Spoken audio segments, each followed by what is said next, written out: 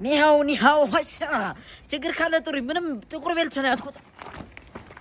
ይቸነቸና ያግረው ወይኔ ቻይና ጉድሽን አላየሽ ልጅሽ ተደፈረ እኔ ነካኝ